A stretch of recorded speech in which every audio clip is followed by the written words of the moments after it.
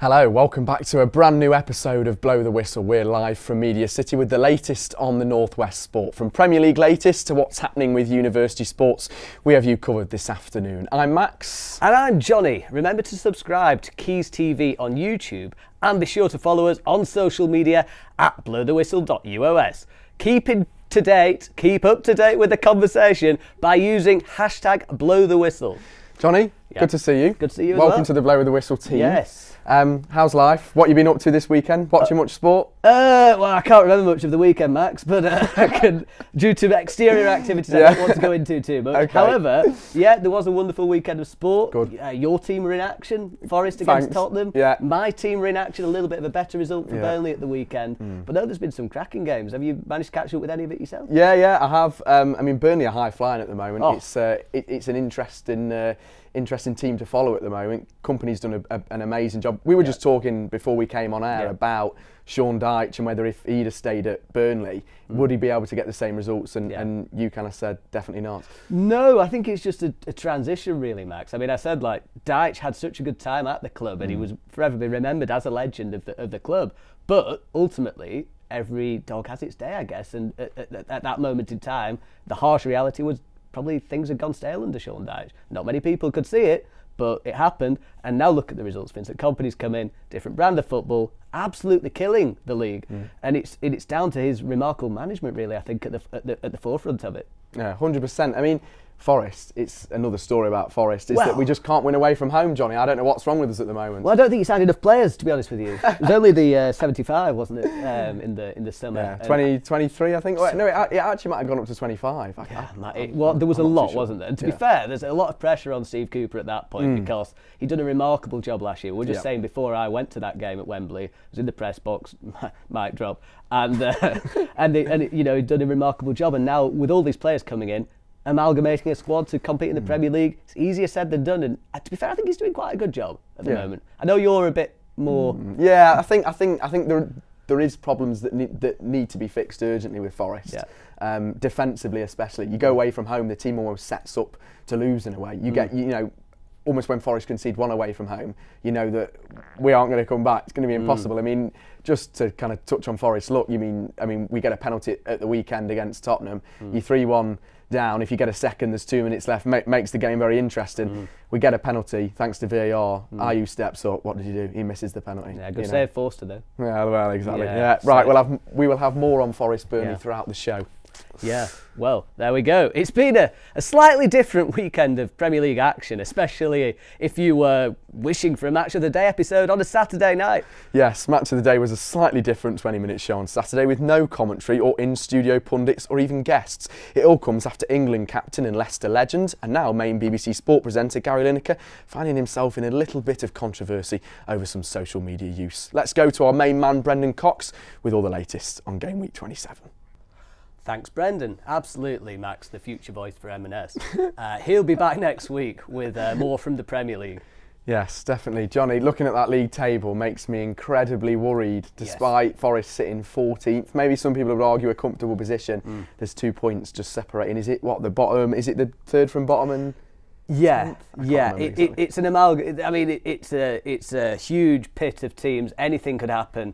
You've got new managers coming into the game at the moment. I mean, Sean Dyche at Everton, for example, really has taken expectations, which were on the floor for them, really, into another way. And Javi Grazia at Watford as well, another example of someone who could lift their club's fortunes a lot. Yeah, 100%. We'll have more from that lately and in the next few weeks as well. Yes, so Burnley have been placed in some hot water as a result of some administrative wrongdoings with the EFL. So I'm about to run back to my apartment, change and give you the latest on the situation.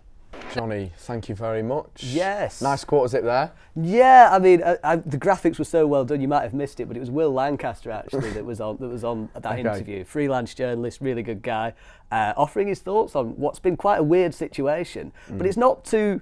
I don't know, I mean, your club isn't in the EFL anymore, but when they were, I think, not for much longer. However, no, I'm only joking, but very much open to play. But in the EFL, there's often a lot of struggles, isn't there, with clubs in those divisions. And the EFL themselves in the Premier League you don't see it as much, but the penalties and the way that the league operate with those clubs, it can be quite harsh, can't it? Quite strict. So, for example, as I think Will touched on there a little bit, you've got people like I think Sheffield United now at the moment, who are also at loggerheads with the EFL over similar financial issues. Now, obviously FFP is a thing, but we just don't really see it go that far, do we, in the Premier League? I mean, when was the last time? Well, if it does happen, for example, Manchester City, who are ironically Burnley are playing at the weekend, often it just seems to get brushed under the carpet at some point. But in the EFL, really, you see points deductions handed out quite often, don't you? I mean, do you think, just quickly, Johnny, that it will affect Burnley on the pitch? You often see off the pitch issues that translate to on the pitch, no?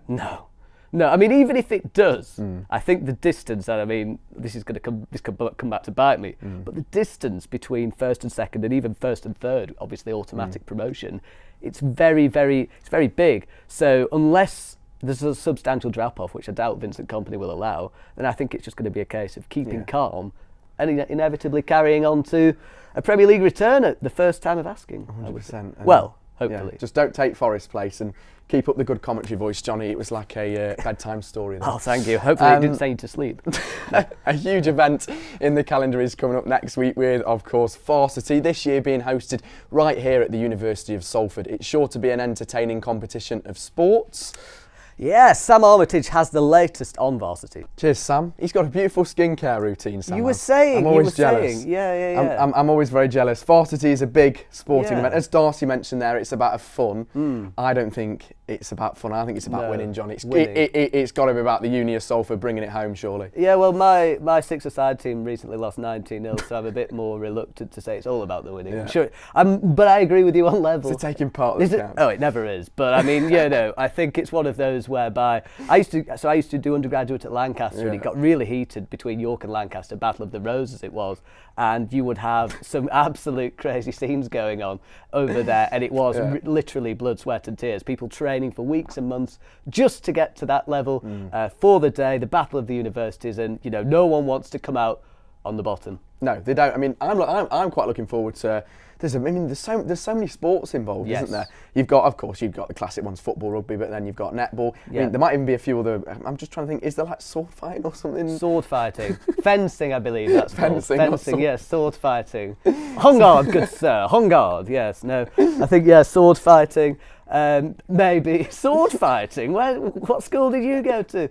No, I think they could be doing with fencing. Sword fighting would be great, I was going to say, but in Salford it seems like sword fighting just takes place in the streets, the street or the bathroom. Johnny, that is a crazy one. That's a crazy one. But you can adjust yourself, compose yourself, get back in the game. I think. No, to be fair, I think it's one of those. Also, there used to be a sport, ultimate frisbee, that was very, very good. I remember doing a commentary on it, and I was a bit worse. Commentary on ultimate frisbee? I did, yeah. My friend did it back in York, and he was competing for Lancaster. You okay? Still thinking about swords? Honestly, sorry. So, I'm lost, Johnny. No, you're lost. So as I was saying, ultimate frisbee, what a wonderful sport. It was actually self-refereed, believe it or not. So you had people, no swords were involved, but everyone was treating it really seriously. Oh, right. And there were all these. I got given a list beforehand, and this is what happens when you're the commentator. You get given a list beforehand of all the rules and things, and it's just about having a go on the day, just spontaneously getting thrown in at the deep end, just like on the show, and making the best of it. I love how it all goes wrong, Johnny, when you come into Evie. You come in to replace Evie. Right, last week, me and Blow the Whistle regular Leo had the absolute pleasure of spending some time with our good friends Blabbermouths. We weren't red, and we visited a coffee shop we visited Jill Scott's coffee shop in Manchester. On guard. Johnny. Scott, I was so caught up in the swords. Scott is perhaps most well known for her international career. The 35-year-old is one of only 2 players, men and women, to win over 150 caps for England, amassing 161 appearances for the Lionesses before retiring in August 2022. Yes, let's take a look back at some of the best bits. Thank you, Blabbermouths. Good to see. That's all we've got time for on this episode. We'll be back next week with a varsity special and maybe some sword fighting, Johnny. Yeah. Remember to follow us across social media on blowthewhistle.uos. We'll see you next time for another swashbuckling show. Goodbye. Goodbye.